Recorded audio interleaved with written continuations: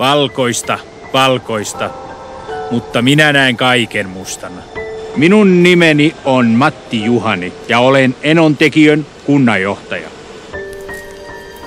Katso nyt ulos. Kuvittele, että siellä näkyy ihmisiä syömässä jäätelöä, aurinkovarjoja. Mutta jos tämä olisi Summerland, minä ainakin nyt söisin jäätelön. Suklaajäätelön, jossa on kunnolla kermaa. Oikein iso. Ja siinä päällä sellaisia pieniä värillisiä juttuja, niitä nompparelleja. Tai sitten voisin laittaa pystyyn jäätelökioskin. Tulisi paljon väkeä ja sitten niillä tulisi vatsakipeksi. Ja vatsakipeksi, kun menevät uimaan. Ja sitten tarvitaan hengenpelastajaa. Siksi haluamme, että Iberostar tulee tänne ja tuo kesän tullessa. Sitten voisin kokeilla Pina Colada. Siellä missä on Iberostar, siellä on kesä. Me tarvitsemme sitä.